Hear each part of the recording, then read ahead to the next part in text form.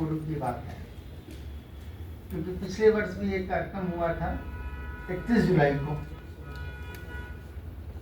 आदरणीय डॉक्टर शिव गोस्वामी माया जी की स्मृति में। उससे 1 या 2 महीने पूर्व की बात है। तो मैं आदरणीय प्रोफेसर डॉक्टर गोस्वामी जी से मिला और उन्होंने कहा कि तुम मेरी कृतियों का भी लोकार्पण करा दो। मेरी 3 कृतियां हैं और चौथी कृति आने वाली है, दोहा निर्जरणी, उसका लोकार्पण करा दूं। तो मैंने कहा कि लोकार्पण तो मैं आपके जन्मदिन पर करूंगा।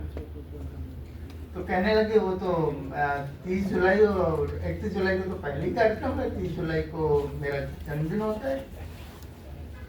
तो मैंने कहा ठीक है, कोई बात नहीं, अगले वर्ष यानी आज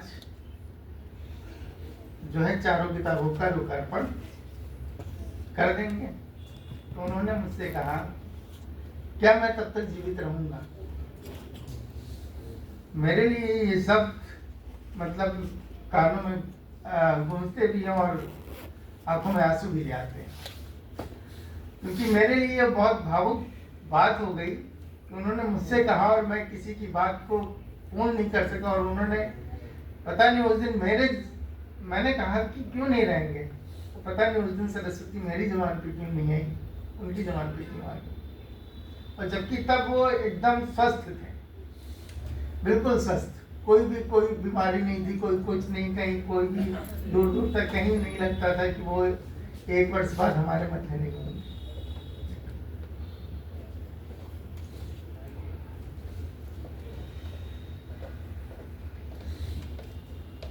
तो इस बात तो ये है कि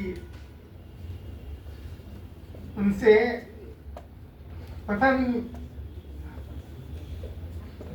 कितने वर्षों का रिश्ता नाता है, लेकिन ऐसा लगा जैसे गुरु जी हमारे थे डॉक्टर रघुनाथ मिश्र जी, और जैसे वैसे ही प्रोफेसर बीजी गोस्वामी साहब, दोनों के साथ रिश्ता केवल गुरु शिष्य का नहीं था, कोई साहित्यकार और साहित्यकार मध्य का नहीं था।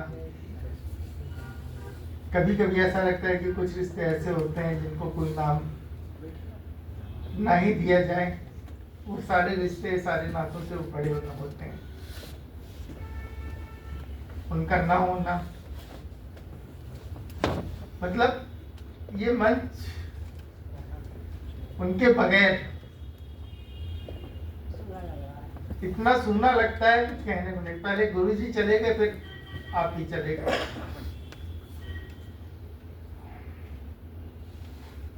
क्या कहूँ, मैं उनकी बात नहीं रख पाया और इसका दुख हमेशा रहेगा।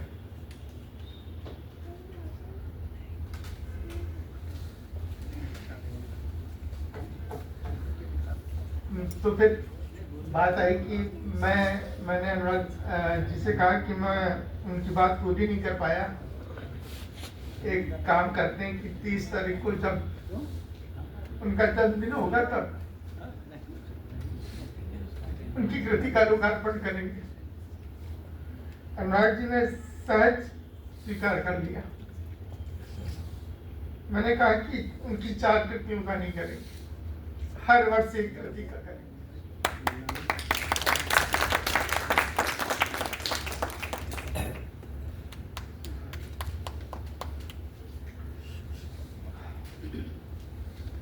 मेरा निवेदन है मंचस्थ अतिथियों से कि मेरी कृति का लोकार्पण करने की कृपा करें। अनुराग जी असीम